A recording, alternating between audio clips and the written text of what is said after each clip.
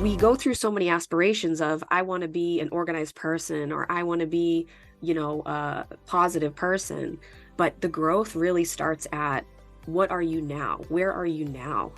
What are you aware of right now? And then what small steps can you take to move through that? Welcome to the Radiant Mom Rising, the podcast that's all about celebrating and empowering the incredible hardworking mothers out there. I'm your host, Mary Dibble. I'm on a mission to equip you with the tools, strategies, and inspiration you need to conquer the challenges of motherhood and life, all while embracing your radiant self. Join us each week for amazing guest interviews, relatable stories, and a whole lot of fun. We're here to create a vibrant, supportive community where we can be our authentic selves, where no one feels alone, and where we uplift and cheer each other on along this incredible journey of motherhood. So, fellow Radiant Moms, get ready to rise, shine, and conquer the world. Let's grow together, laugh together, and make every week a celebration of the powerful, radiant moms we are. This is Radiant Mom Rising, and you're part of a community where your brilliance shines through. Are you ready to rise with us? Let's get started.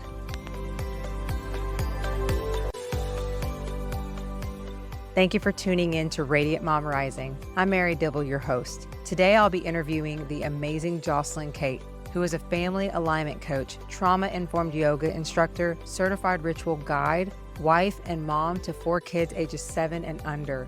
She helps people keep their cup full by practicing real self-care born from consistent self-discovery. Check out her website, themiddaylatte.com, to learn more. Hope you enjoy.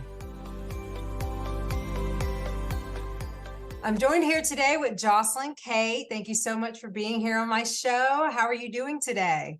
Thank you. I'm doing great today. Thank you so much for having me. I would love for the listeners to hear more about you, your story, your journey. You're a yoga instructor now. You're helping your husband with his business. So tell us a little bit about your journey and what's led you to be where you are today. Yeah. So I actually kind of started, I'll start in the middle here. I started my journey with my podcast, with my writing, with my website, because of what I was going through in therapy. So my husband and I, we were having marriage issues. And this was, I think a lot of people probably experienced this right at the beginning of the pandemic, when, things were shutting down and things were changing. And everybody was kind of uncertain about what the pandemic was and what was happening. We started to see the cracks in our marriage. And that was like a time where we were struggling with communication, and we were struggling with, how to run our family as a unit and how to operate. We have 4 kids. So it's, we're busy and we have a lot going on. And so the pandemic just kind of exacerbated the weaknesses that we had. So we were at this kind of breaking point.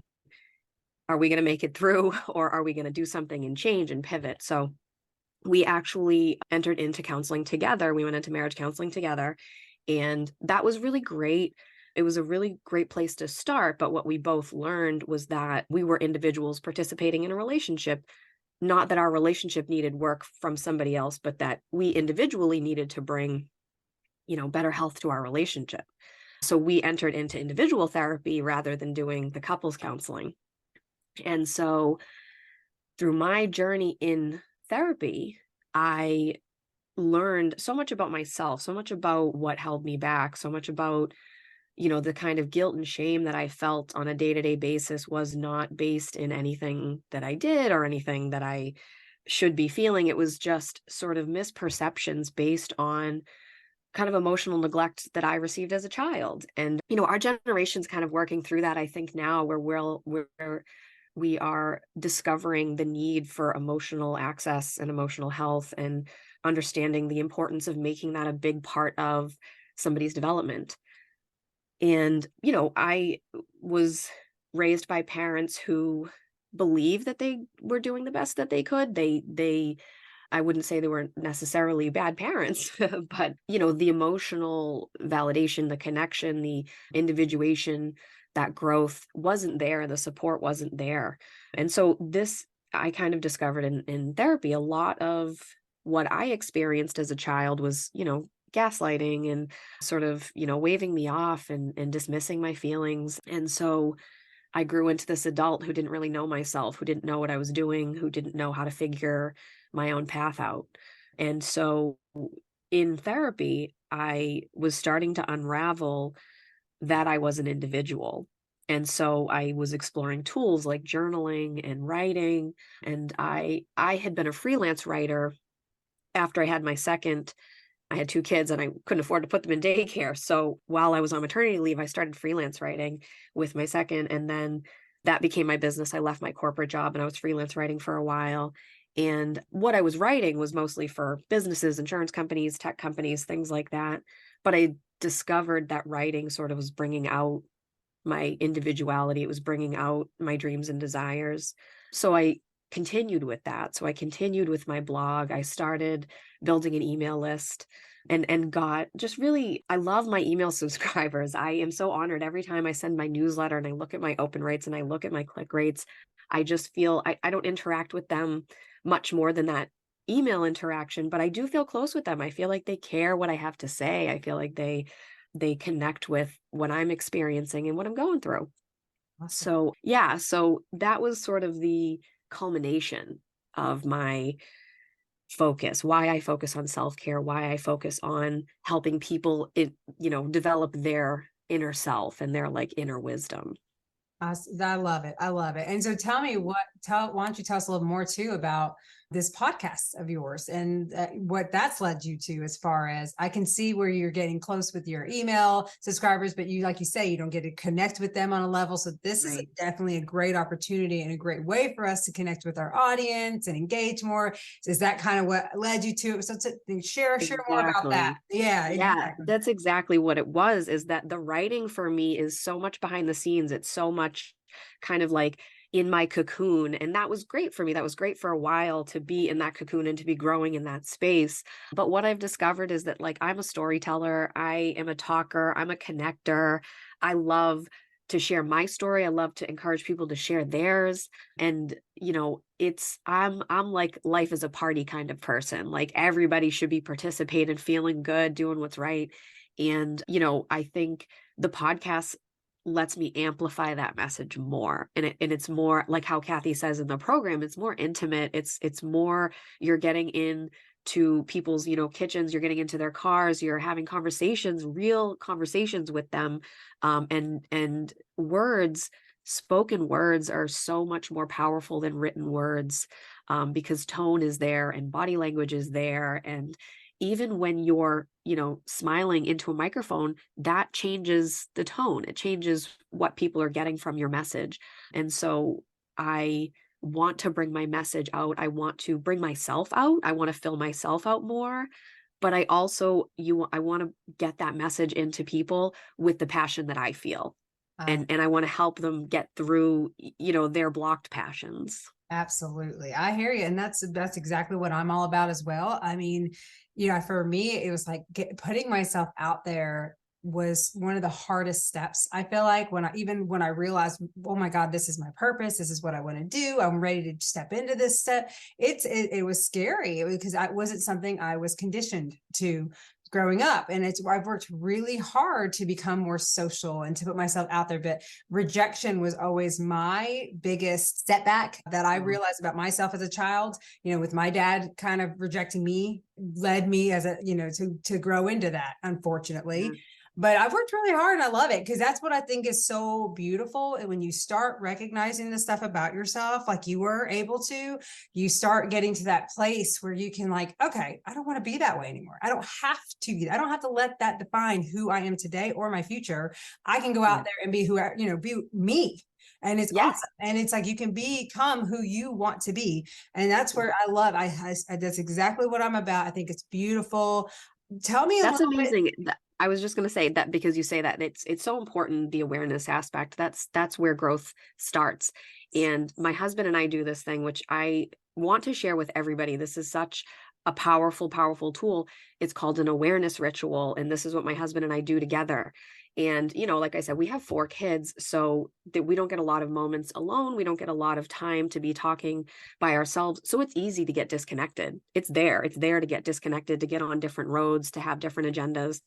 And so the awareness ritual, what we do is when we are together and alone and the kids aren't around, we start by saying something we're aware of. So, for example, because I learned this in therapy and I know this about myself, I can say, I'm aware that I'm hypervigilant. And at times this causes me to act out of panic and urgency. And so I bring this awareness up so that I know in my moments of panic and urgency, I can say, maybe this isn't my husband. Maybe it's not my kids. Maybe it's my perspective, and it's so helpful because it helps us open up to be vulnerable. It helps us really think and evaluate like what we're doing, because we want to make each other comfortable in doing it. So if you walk up and say, I'm aware of this, and the other one doesn't have something to say, you kind of letting the air out of the vulnerability balloon. Yeah, exactly. Yeah. So it's important, it's important that you're thinking throughout the day, like, what am I like? What am I aware of? And we go through so many aspirations of, I want to be an organized person, or I want to be, a positive person. But the growth really starts at, what are you now? Where are you now? What are you aware of right now? And then what small steps can you take Yes. to move through that? Oh my God, I love it. This is exactly what my program is about. It's called the True and Confident You. And it's exactly like that. And that's where we start, is building your awareness. Where is your current mindset? Where is your current conditioning and programming? Because if you don't start there, you can't really make those steps forward. So I love it. That's beautiful. And it's so funny because that's one thing I love about me and my husband is he's so great to talk to. He's like my best friend. We can talk about anything and everything, but you're right. When you have kids, it makes it hard for you to have that alone time and things like that. And we've really worked on that and are connecting with each other. But it's, as we've worked to build our awareness around each other, it's awesome to be able to even understand like my triggers, like certain ways he might talk. It's not even about that he means it that way, but I take it certain ways, and that can at least set me off. And so we've learned to understand and respect that about each other. And it's beautiful. Like, it's so nice to have that be in that place with your spouse to like understand each other more, understand that for themselves. Like, he understands himself more, I understand myself more, and we can come together and find that perfect, like, awesome balance medium or whatnot, and get through those tough times together. And you can trust them to want to do that too. Yes. You can trust them to want to be getting there with you, so that you don't feel alone doing all the work. And I think so many of us who experience the emotional neglect or abuse, or, being gaslit, that is so much a problem, is trusting other people to care enough. We are sort of conditioned into thinking we're the only ones that love, so that we have to toe the line for every relationship. And that's not true. We can find people who will commit equal parts, and we can find that balance, so that we don't feel like we're the only one generating the energy of the relationship. Absolutely. And, for me, for so long, I think because I wasn't in that right place, I attracted those type of people, though, who would suck that out of me, who did take it.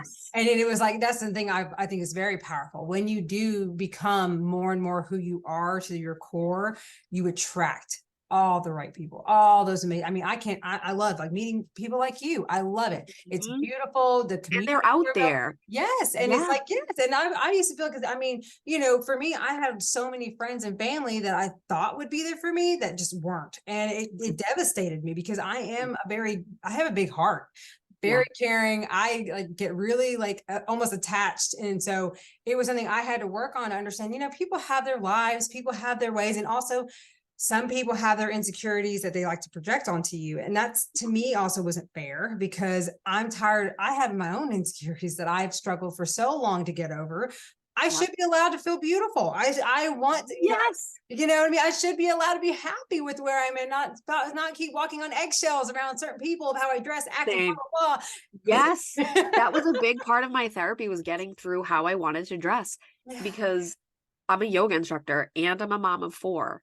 And I'm constantly on the floor, standing up, cleaning something, making a mess, whatever. And dressing the way I wanted was a lot like it made me feel like I was trying to get too much attention. It made me like, and that was just projections that other people were putting onto me, Mhm. that, that I was trying to look a certain way. And it's like, no, like, leggings and like cropped bras is like what I do yoga in. Like Yeah. this, like I'm trying to do yoga in the middle of nap time and like make lunches and like, it's difficult. And it's difficult because there is a big aesthetic presence about yoga, and a lot of people that are into yoga are about the aesthetics more than the spirituality aspect of it. But that doesn't really take away from the fact that it is what it is for me. And, I can't be ashamed that I look good in my leggings. Like it's just, it's taking up too much brain space. It's taking up too much emotional space. It's taking up my growth. Yeah, exactly. And that's insane. And oh my, I think it's wonderful. And you girl, own it. You're right. 4 kids and you look amazing like you do. Own it. There's nothing wrong with that. And you should be proud of that. Cause like me too, like everyone who, like when I had my kids, like I literally just had a belly. I had like the most amazing pregnancies. I had no pain at all. God came, he showed up for me. I had actually, my kids were out within 3 minutes. Well, Oh, I love my it. very first son, I had not the he came out in like 5 minutes, but the I had the contractions and all that before I had the epidural. And God, I told him, I said, if I ever have kids again, you cannot do that to me again. And he did. He totally showed up for me. It was the most beautiful burst that I had later on in life. But I felt, yeah, but I felt people, like certain people, like almost like hated me because I lost the weight really quickly. I looked, good. Yep. And it's sad Yep. because it's like for me too, like I still felt ugly in a lot of that in my own Yeah. ways, that it's like, I want to be able to embrace it. My husband was such a big encourager to be like, Mary, you're beautiful. Oh, love it. I love you. I want you Yeah. to see yourself the way I do. And he's right. I'm Yeah. telling you, yeah, girl, love it. Own it. Thank That's what I you. want I know to do. it's hard. And Yeah. it's hard because the people that have their own insecurities, they're loud. Yeah. And people that are doing the personal work, Yeah. it's their inner peace they're carrying with them. And most people who are finding that inner peace and who are comfortable with themselves, Yeah. they're not, shouting it out. And so Yeah. it's easy to hear the criticisms. It's easy to hear the people who are unhappy. But Yeah. Because like if misery you're loves looking, company. right, it does. But if you're really Really. looking, you can find the people that are, wanting to work on themselves, that, want to contribute equally to relationships. Like those people are out there. And it's really, I see so many memes, and this something like it makes me feel sad, but a lot of things like where it says, people don't want to have deep conversations anymore, or, relationships aren't, I just want to have like a like deep relationship. And so much of that is based on insecurities and lack of awareness. It is so much like people don't have deep relationships because they hold themselves back. They hold themselves back from releasing the vulnerabilities. And like it's funny because that's Kathy talks about it in the workshop about, being who you are, showing up who you are, and being like normal, human, personal. And that's true. Like a woman that, had a baby and looks good and lost all the weight, that is human. And Yeah. the women that feel good about their bodies after their babies, we feel insecure because it's like the mainstream to, hate your body after a baby. And it's like the mainstream Yeah. to Yeah. miserable on Counter. your maternity leave. Yeah. Yeah. And so it's like, it's like we kind of get this like insecureness about showing up as ourselves. But when you are vulnerable, when you open yourself to that judgment and you let people criticize you and you let people dislike you and you let people project whatever they want onto you, you get to grow. You get to still grow. You get to show up. And then other people see you and they say, I want to be like that. I don't want to be a miserable person. I want to be like that happy, successful, and so it's owning those insecurities. Like, I think when people say, I don't have deep relationships, my first question always is, what are you aware of and how vulnerable are you in your relationships? Mm. Because we're not going to have happy, peaceful relationships without that kind of really uncomfortable vulnerability first. And Mm. that's like what the awareness ritual, it brings out that really like difficult to talk about. Like, my husband doesn't like to talk about that he can get defensive.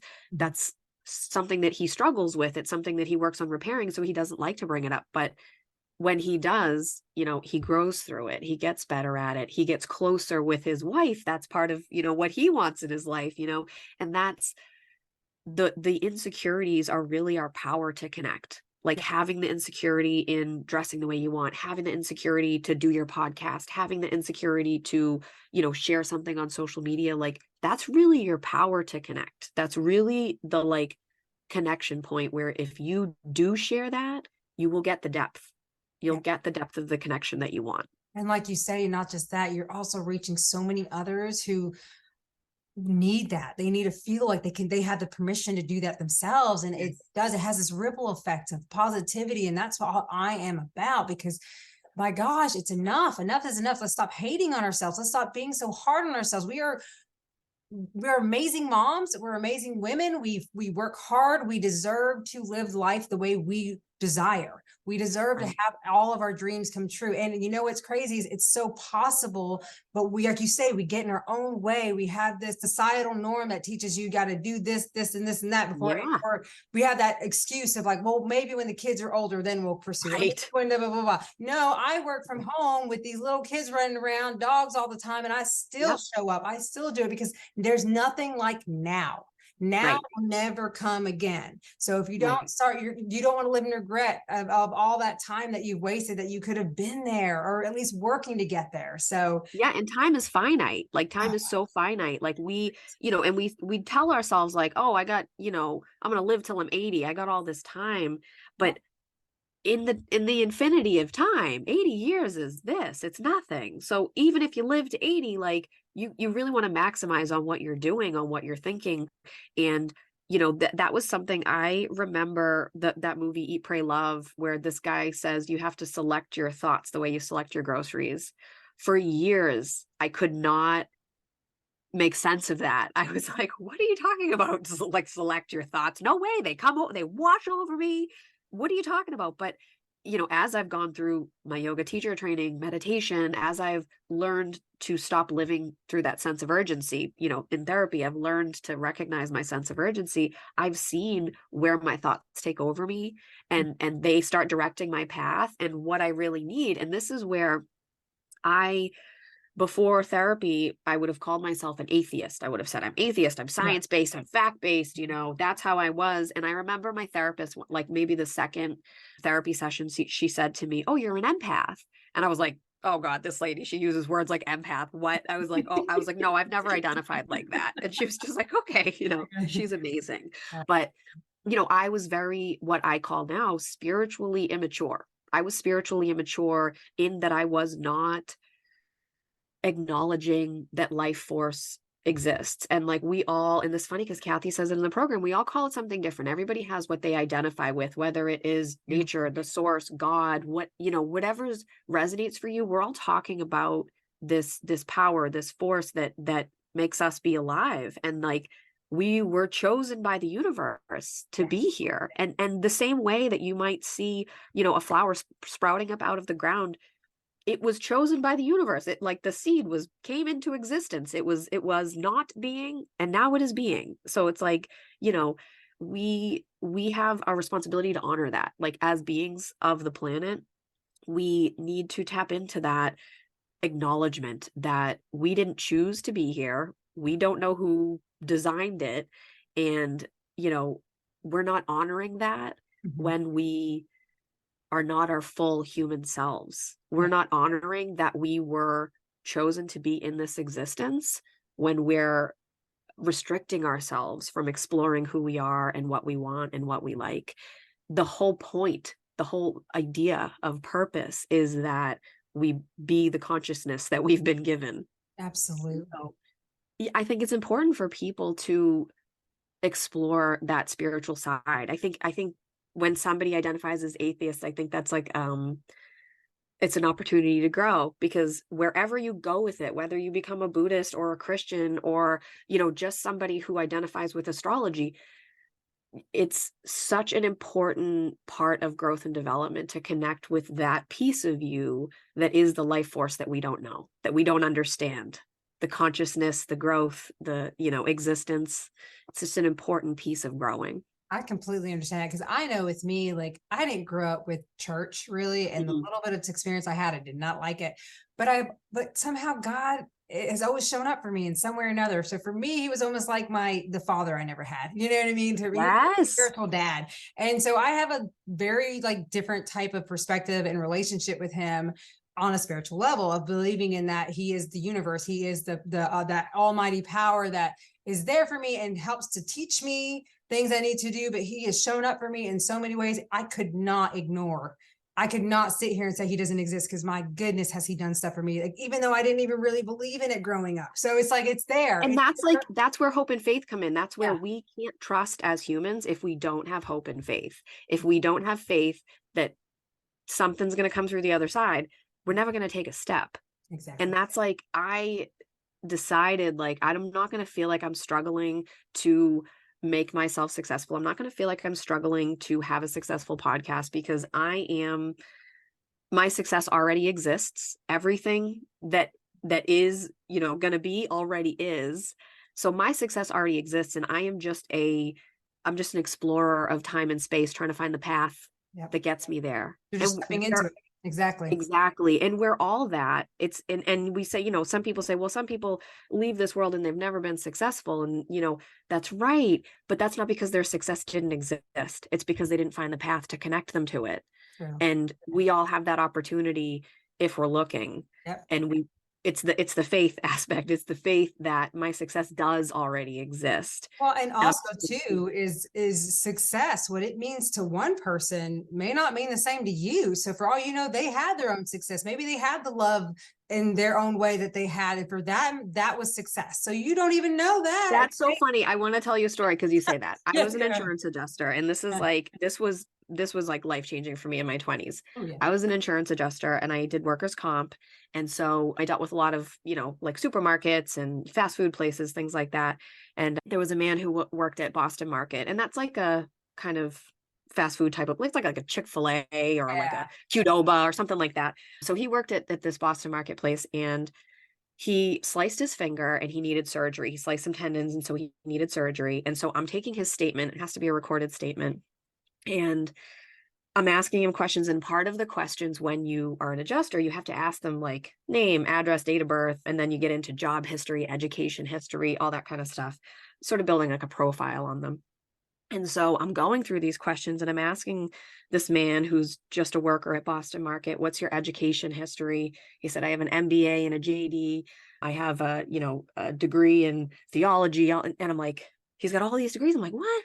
And I said, what's your job history? He said, I worked as a lawyer. I was like a law director, all these different, like so many high prestigious, like C-suite jobs. And I'm like, okay, how do you work at Boston Market? Like you just sliced your finger on a meat slicer and you have like degrees that are worth six figures. Like what's happening? And he said that he had started working at Boston Market through a reentry program. He had been incarcerated for a year and a half, and he had gone into the incarceration because of a drug and alcohol problem addiction. He started, he was drinking a lot. He started drugs, the hours and everything, working for the law firm.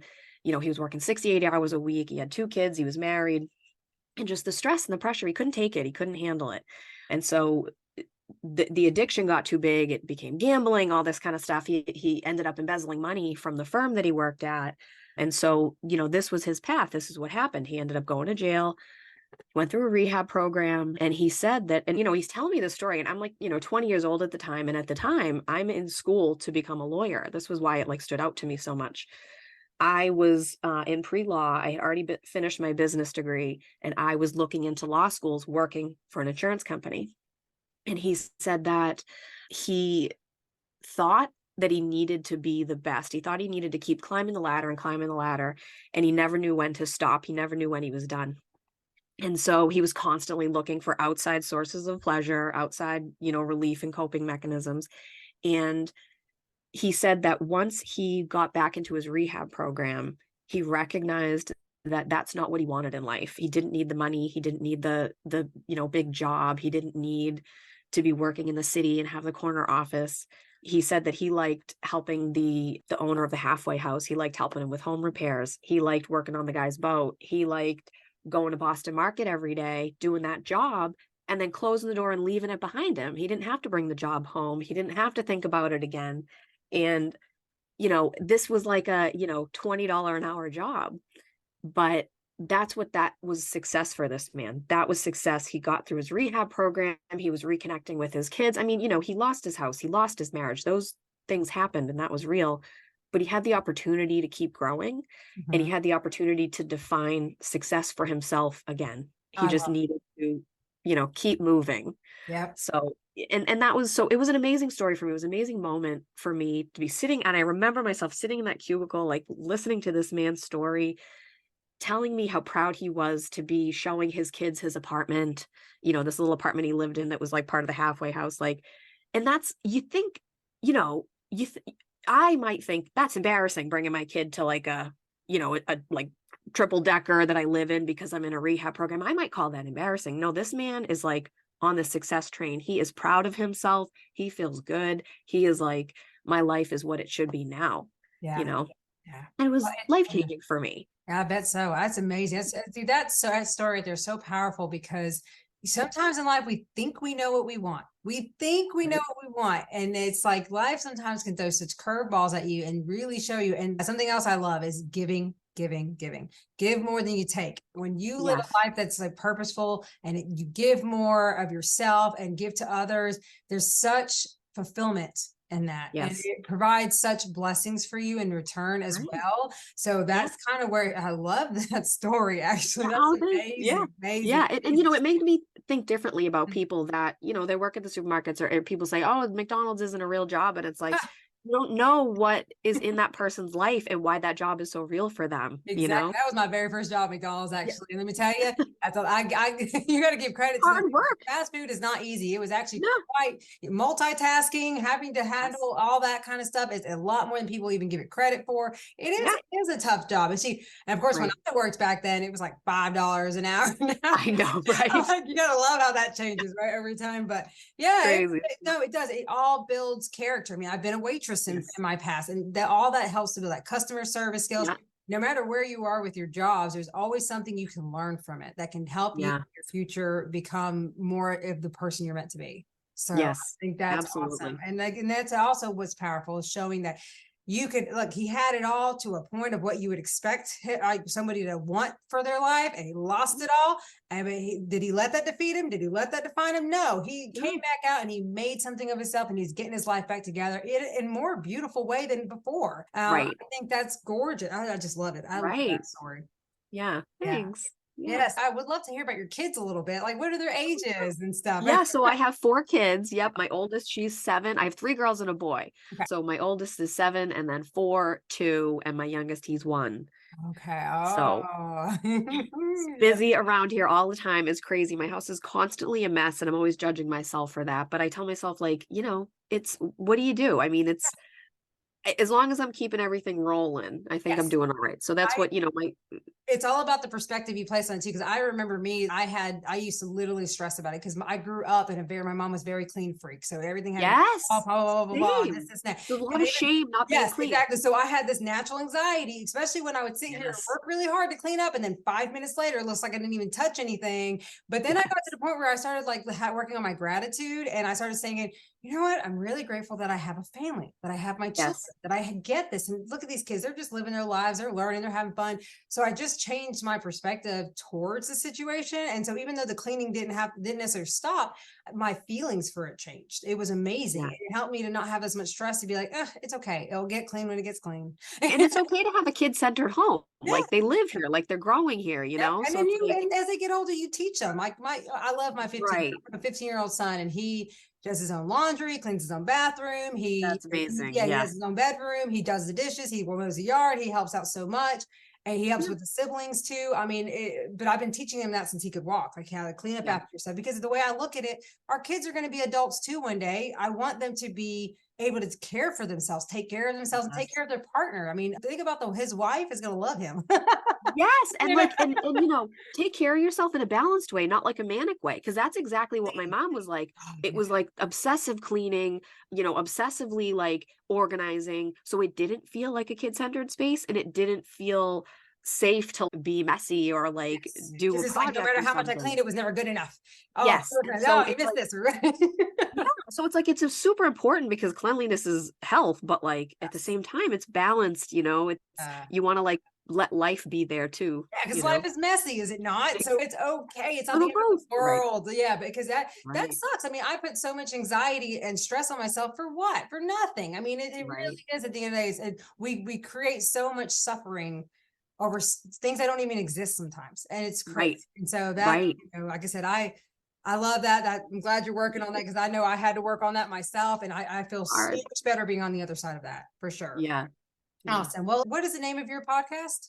Oh, my podcast is called The Pursuit of You. It's about cultivating healthy self-focus. I love it. I love it. So anyone listening, make sure you subscribe to Joscelyn Kate and listen to her. She's fabulous. I hope to have you back on my show sometime again because I love For talking to you. I sure. love your story. You're This awesome. was so fun. A This was so lot of fun. It fun. was great. Good, good. Thank you so much again. Is there anything else you'd like to share with the listeners before we go? No, I had such a great time. Thank you Okay, so much. I good, definitely would good. love to come back. This was Oh, awesome. absolutely. I hope you have a wonderful day. And again, You I too. thank you so much for being a part of this. Thank you. It was so great. Thanks so much. Thank you for listening. I just loved that conversation. A big thank you to Joscelyn for coming on the show to share her story. Here are some takeaways from today's episode. You have the power to make a difference. It's not about what I can do, it's about what you can do. Your actions have the potential to bring about positive change. Believe in your own potential. Don't underestimate your capabilities. Each one of you has unique skills and talents waiting to be unleashed. Your voice matters. It's not about listening to me. It's about you speaking up and sharing your thoughts and ideas. Your voice has the potential to inspire and create change. Take action today. Instead of waiting for someone else to lead the way, take the initiative and make a difference in your own life and the lives of others. Embrace your challenges. It's not about my journey. It's about how you can conquer your own obstacles. Face your challenges head on and grow through them. Create your own path. Don't follow in my footsteps. Forge your unique path and leave your mark on the world. Empower yourself. Instead of seeking inspiration from external sources, realize that the power to inspire and motivate comes from within you. Set your own goals. Instead of adhering to someone else's vision, define your own objectives and strive to achieve them. Connect with your passions. Discover what truly excites you and pursue it relentlessly because it's your passions that will drive you forward. It's your story to write. Your life is not about replicating mine. It's about creating your own narrative and making it a meaningful one. You can find out more about Joscelyn by visiting her at themiddaylatte.com or follow her on Instagram, and I'll provide her links below. Also, be sure to check out and subscribe to her podcast called Pursuit of You. Finally, subscribe to my show and leave me a review. Let me know what you want to hear or just share your story with me for a chance to be on the show. I appreciate and love every one of you. Let us continue to grow and support one another on our journeys. Have anyone out there that you know could benefit from listening and tuning in and being part of this world? Please share this episode with them. Bring them on board. I'd appreciate it. It means a lot. Much love.